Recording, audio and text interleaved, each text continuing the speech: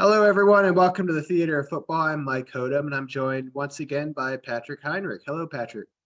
Good day. Hello, everyone. Guten Tag, Patrick. So we'll preview the Arsenal match with United tomorrow.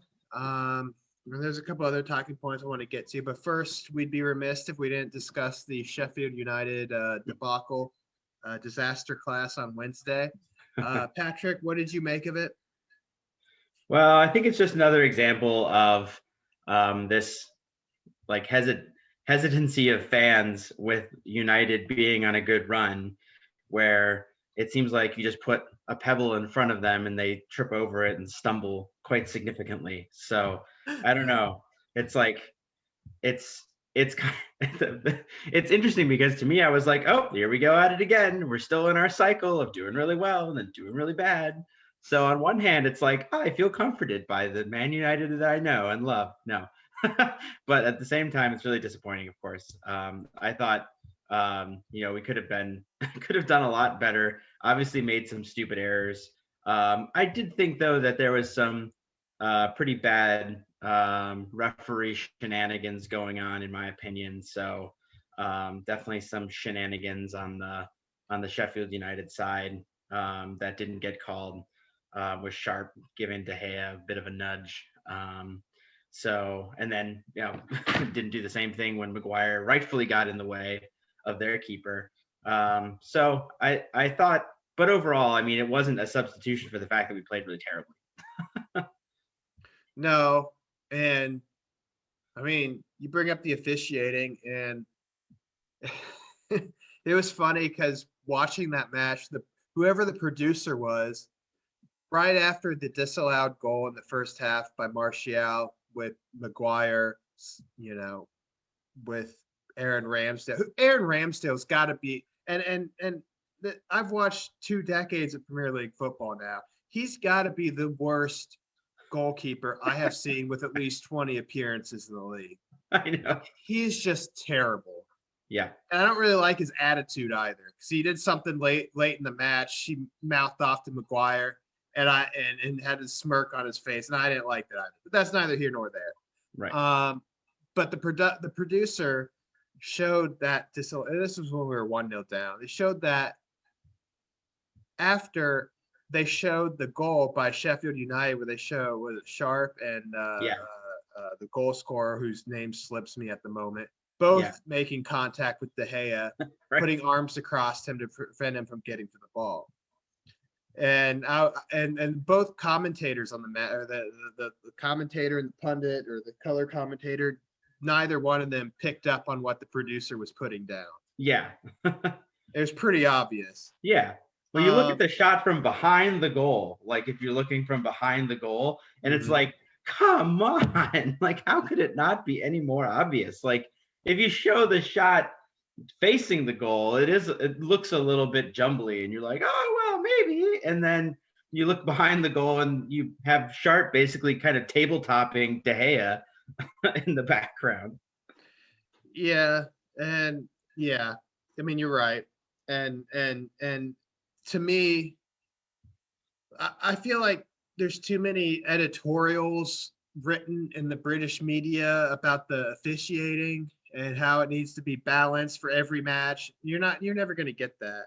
Like right. Here in America, we complain about the officiating, but it's usually in the terms of how the rules are written, which they do over there too. But also it's more in terms of just each game being officiated the same way. Mm-hmm. Right. So if you have a referee who's going to let a little bit more go, then call it both ways. Yeah. If you have a referee who's going to call it tight, then again, call it both ways. Not, this situation where, because I look at both situations and I don't think one is worse than the other. I think both goals should have stood. I think it should have been 1-1 at halftime. Yeah. But I digress. And having said that, I mean, we still lost 2-1. Yeah. And I didn't think we created enough to deserve to win that match. So,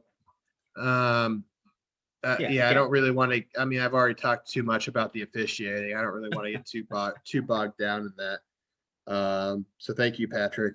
You're One welcome. thing personally I did not like in that match was the fact that Ole took off Greenwood for Cavani right after Maguire equalized. I felt Mhm. like Cavani needed to come on, but the clear player who needed to make way was Martial.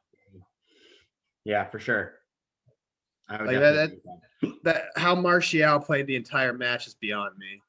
Yeah. But like you had Greenwood who had a goal and an assist on Sunday against Liverpool. He was clearly, in my opinion, our most potent attacking threat outside of Maguire Yeah. um, in those, 60 plus minutes. And he didn't look like he was getting tired. Maybe he picked up a knock that we're not aware of. But look, I mean, Martial looked nowhere close to being the guy that day. Yeah. No. I mean, it's other more proof of just kind of what we've also been seeing from him as a trend, and just I don't know if he's getting tired out there, but well, I guess the whole match he wasn't really that good, so I don't know, even think he was getting fatigued. He showed up to work fatigued. Yeah, that's true. If he could, he would have called off fatigue a half hour before kickoff. Yeah. Ridiculous. He looked just he didn't look, I mean, off the pace. But on transitions, apparently he and his wife received, I don't know, racial taunts, and some, I guess, some death threats too, along, and then Axel Tuanzebe because of his poor performance that day. Which I think, I mean, I gave him a Wrong place, 4. wrong time. Yeah, I mean, I gave him a 4. I thought he and De Gea were both at fault for the first goal, having already said that De Gea was impeded. Being a former goalkeeper, I feel like you got to be stronger than that. Yeah. And I bypassed the second goal because that would just take me down a tangent that would last the That's right. entire length of a video Seriously. here. So, but you have Tuanzebe, who's a young kid. He hasn't played very much recently. When he has played, I think he's pretty much slotted in for Wan-Bissaka at right back. Hmm. So he was forced. I want to say forced in because Lindelof could have started. He was on the bench, but Ole wants to manage his ongoing back troubles. Yeah. Bailly was supposed to start, Ole said, but he picked up a knock in training. So Yeah. we'll see if he can play tomorrow against Arsenal. Yeah. So Tuanzebe was forced to start. And yeah, he could have done better on the first goal. And obviously the second goal deflects off him. I feel like he was just unlucky. I He mean, gets if that ball had gone up another inch, like over the crossbar, he'd have been a hero. Oh I thought yeah. his like quick knee on the ball to get it up over the goal was a great idea, but I mean, just wasn't enough. I mean, if he had left his leg alone or pulled it away and the ball goes by him and finds that far post, Right. what would we be saying about him now? Yeah. We'd be saying he didn't do anything. You just let it go by him. Yeah. So I mean, as a center back, you got to at least do something. And they had players in the middle of the goal in the back post that he couldn't just completely abandon them and Right. charge down the ball. Right. So I felt like he was unlucky. Yeah. But to get back to my original point, he came in for some racial abuse on social media. And this has been an ongoing thing, not just at our club, but we've seen it at other clubs too, like Chelsea and Arsenal. And I'm not going to say fans, but just people picking up on what's trending, maybe, and just wanting to be just the worst, just despicable kinds of trolls.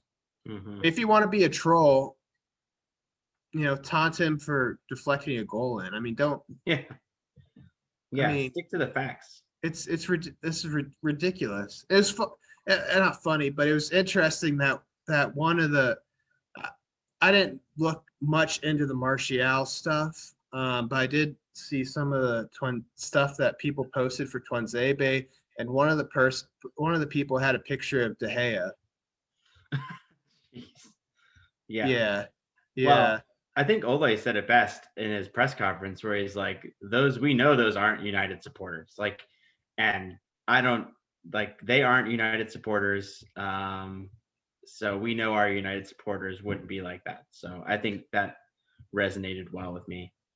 Yeah. I mean, he says that, and I mean, part of me thinks people say that because they're saying, oh, they might like the team, but if they're doing that, they're just not part of us, you know? Yeah. Like we don't want anything to do with them, which is, yeah, you don't. Yeah. But yeah, a lot of the stuff I saw, because I mentioned that one picture I saw, but like most of them didn't even have pictures. Yeah. And you have Twitter, who it took someone to create a siege on the American government, seat of American government, for them to actually ban somebody. Yeah. I mean, why aren't these? And we're on Twitter, but I'll happily, as Mike Hodum, put my, take a picture of my driver, my photo, my ID, identification, and put it on there. Yeah. Why don't these social media sites have some type of authenticated account where you're putting your name to your account? So if you are doing these things, Yeah. the authorities they can point you to the authority, or they can point the authorities to you. Right. I don't get it. Yeah. Well, that was always like the thing about Facebook. That was kind of like their differentiator for a while, is they used verified accounts. But they definitely went away with that pretty quickly once they found out that, if they can boost their the number of people that they have on the platform, then they can get more ad revenue by going to people to say, we have 2 billion users on Facebook, or Twitter has 2.5 billion users, but 500 million of those accounts are just bogus. So it's like they can use it to kind of bump their ad numbers up. But yeah, I don't know. I mean, I think that's always been, internet anonymity has always been a true question of, how far should we go to make people verify their accounts, particularly to make sure that people can't, hide behind that anonymity on the internet. I don't know. It's hard to think, because to me, I would never think, oh, today I need to go and create a fake account so that I can go bother Axel Tuanzebe from Manchester United. It's like, and I know it's probably not just that. I mean, there's more to why they're targeting him, I'm sure. Or it's like, I need to go online and target a certain type of person. I just don't think that way. So to me, it's like, why can't we just use the internet and be friends?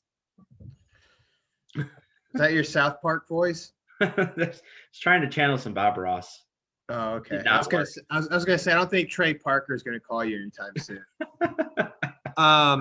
You made you made good points. I have two things I want to respond with. First of all, the first one is, I think you hit the nail on the head when you talk about ad revenue, money. It's money. Yeah. You can say, oh, we have 2.5 billion people on Twitter or Facebook. I don't want to just pick on Twitter because they're not the only issue. You have Instagram, you have Facebook.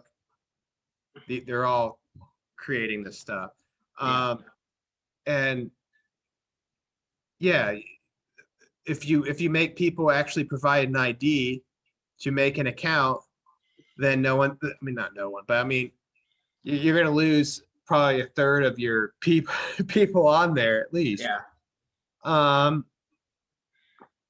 And they'll also just go somewhere else. I mean, Yeah, with any company though, has to be some type of social responsibility, and the social responsibility should start with racism and prejudice, right? Yeah. So you have to have some way of holding people accountable for just the crude and I can't even think of a harsh enough word to yeah to refer to this stuff. I mean, Yeah. it's just bad. Um, Well, you should and ban. I mean, that's the only thing you can do is ban the account. yeah, but then they just make another one, True. and that's probably I think like these people with no pictures, they just get on there whenever they see any probably I mean, just person of different race of theirs get on trend because Yeah. they messed up, not just in soccer, but any football or football or any sport or anything worldwide, really, any Yeah. avenue. They just get on there and taunt them, Yeah. and it Or use the opportunity to just say something that, just riles up everybody. I mean, they get it if they latch on to something that's trending and they say something, they know it'll be seen by a lot of people and will get a lot of people angry. And that, I don't know, well Rogers, that they're jolly. yeah that sounds like the 45th president of the United States of America. That's true. I mean, it's just I mean, it's just beyond ridiculous at this point. Yeah. And it seems to just be getting worse, actually. And Yeah. that's really unfortunate. Yeah. And I the only solution I see is to authenticate accounts through IDs. Yeah. But It I had a won't keep out second. the Russians, but it'll keep out the trolls. That's right. That's right. Russians will still find their way in. Funny how that's still a joke. I know, right? just, just kidding. I had a second point to that, but it apparently wasn't very good. Um, but let's look ahead to some more, I guess, positive or more real world stuff going on. Some big news this week. Kind of a lightning round, Patrick. Yep. First of all, Jesse Lingard going on loan to West Ham. What do you think Good move. for him or the club? I think for him. I think for the club too. I So mean, yes. So yes to so both. yes, all around. I Yes. mean, I think he needs to go out. I think he needs to do something at West Ham, and then I think when he comes back, then he'll decide whether or not he should stay on the first squad or not.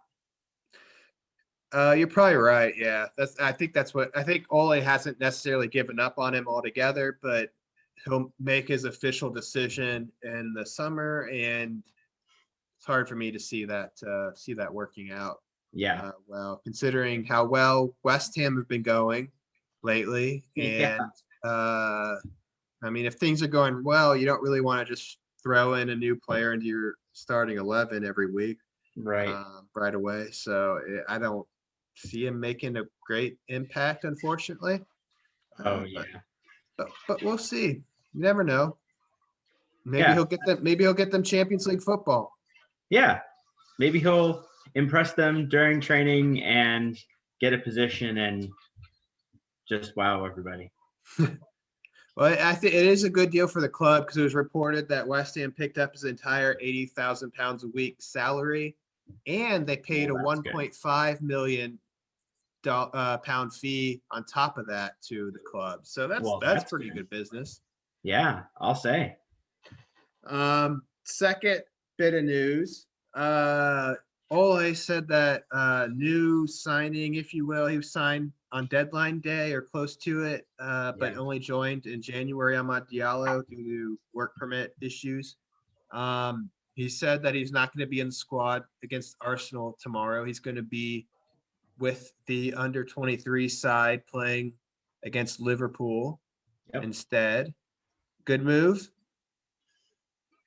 Yeah, I think so.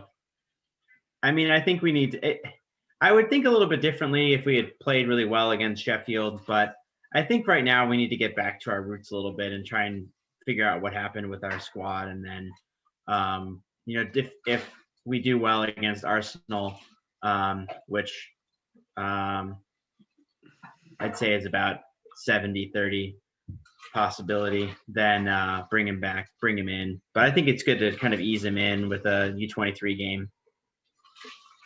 Yeah, I agree. There was a lot of chatter on Twitter Tuesday that he was going to get his debut against Sheffield United. I don't know if that was on the bench or in the starting 11. Yeah. But I didn't pay too much attention to that. That made no sense at Yeah. all, especially given like how Ole's what's been going on with Facundo Pellistri. He's yet to make his first team debut either. Right. You don't want to necessarily pair them together, but they're both 18-year-olds. Yeah. And Diallo's only made like a handful of appearances this season with Atalanta. If he's not starting matches with Atalanta and he's only making 4 or 5 appearances across all competitions in the first half of the year, what makes you think he's going to play against Sheffield United in the Premier League? Right. That made no sense. So yeah, good decision to let him play for the under 23s. I think he should play there for a little while. I think we got FA Cup 5th round against West Ham coming up in a couple weeks. I still think that would be too soon for him. So we'll see if we get through that. Maybe we play a championship side in the quarterfinals. Maybe he can get in the squad then. Right. Sure. Last little bit, lightning round. This hasn't been very lightning. It's been more not lightning. I can't think of another weather situation that's slow. Anyways, a light, gentle breeze. This has been a light, gentle breeze round.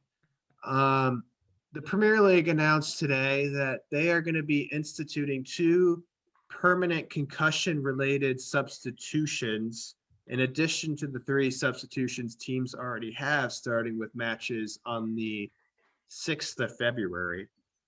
So my question, Patrick, is how many days do we get until some team takes advantage of this rule? Yeah, someone goes, my head. Oops. Concussion. Sam Allardyce says to one of his players, how's your head feeling? Yeah. Well, it's not feeling too well. Well, obviously you are prone to concussion. Substitution time. I don't know. First of all, why 2, not 1? I don't understand. Yeah. And then why even 1 to begin with? I don't. Yeah. It's look. I know. Like, I feel like you and I are Americans, so we get American sports news, and I feel like especially in the NFL, American gridiron football, they were negligent for many years, but I felt like them, along with your international rugby leagues, have been kind of on the forefront of trying to make things right in terms of concussions. But I feel like soccer hasn't followed suit. Yeah. And it's very difficult because of how the game is structured, the rules and everything. Yeah. With just the 3 substitutions. Now you have COVID coming in, and for a while, at least in the Premier League, still in other big leagues in Europe, you have the larger benches and up to 5 substitutions through 3 substitution windows, which I feel like the Premier League should have kept, but that's neither here nor there. Yeah.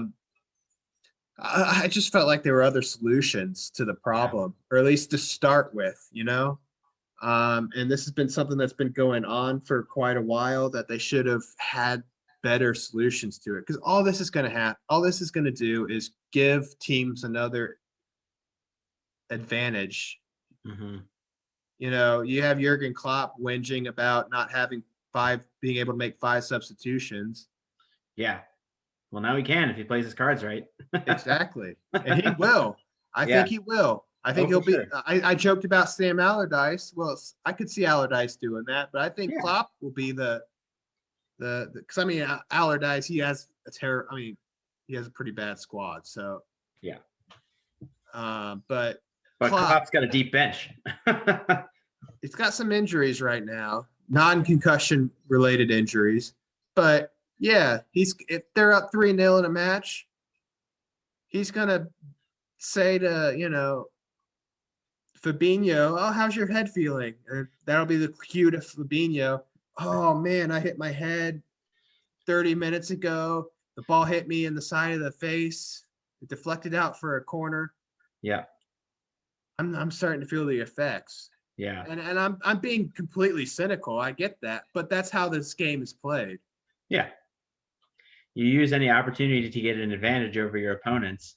And now we have concussion flopping on the radar for coaches and managers.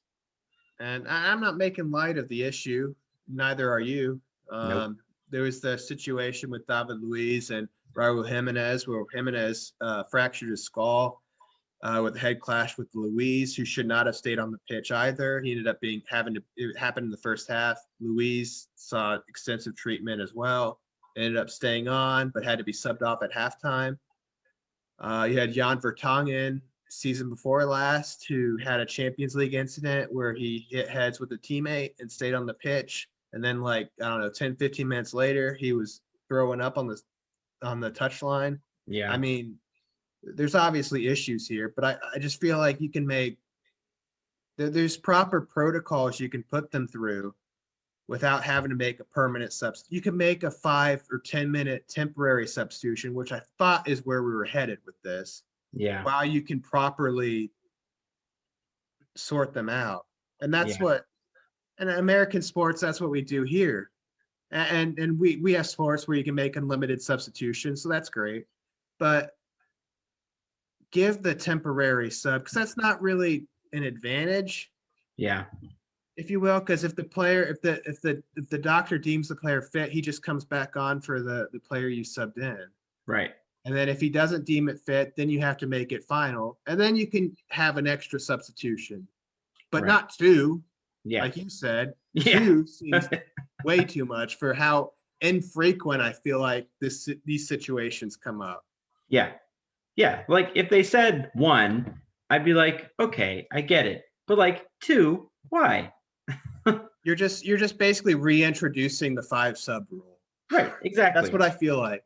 Yeah.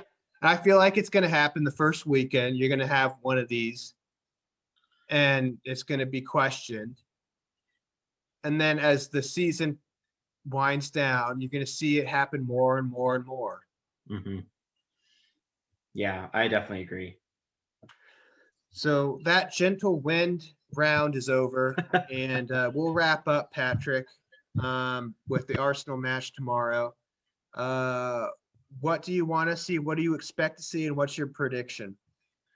I want to see goals. I expect to see goals.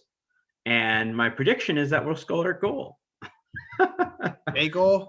A goal. I think it's going to be 1-0. 1-0. Yep. 1-0 to the Arsenal? No, 1-0 to the United. 1-0 to United. Arsenal just, if we don't win 1-0, then we're going to win 2-1. And because if they score 1 goal, I'll be surprised.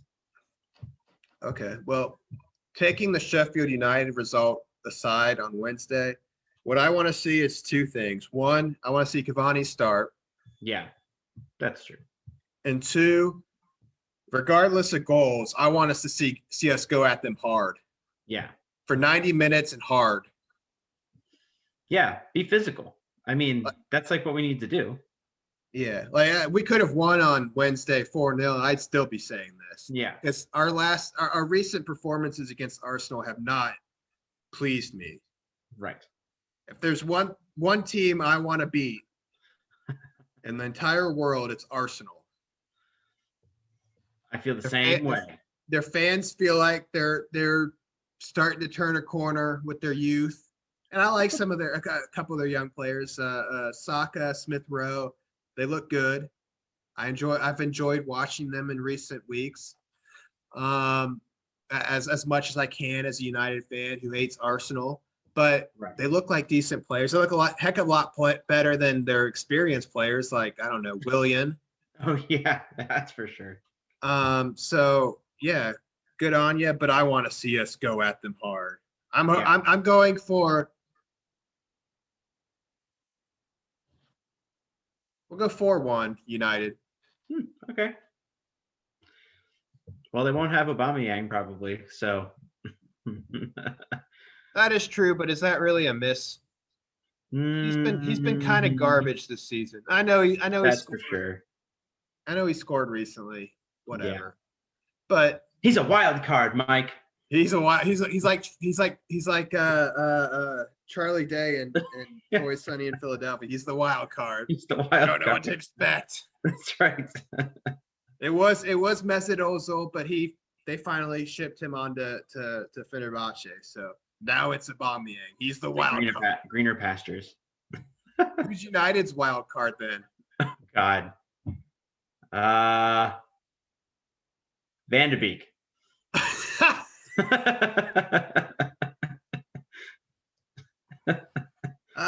Yeah, maybe. I don't know. I think Ole sees him as a 4 of clubs, but yeah, that's true. Maybe a 5 of hearts. Who knows? It's a little better. All right. Well, the curtain is now closing on the theater of football. I want to thank Patrick for joining me once again. I'm Mike Odom. Let us know your thoughts if you're watching on YouTube in the comments section, or even if you're watching on YouTube. But if you're listening on the podcast, also Twitter @Theater of Football. Thank you for watching and enjoy the football this weekend. Take care. Yep. Cheers, all. Oh, hello. Thank you for watching the Theater of Football. If you think Mike got it wrong yet again, please leave your thoughts in the comment section below.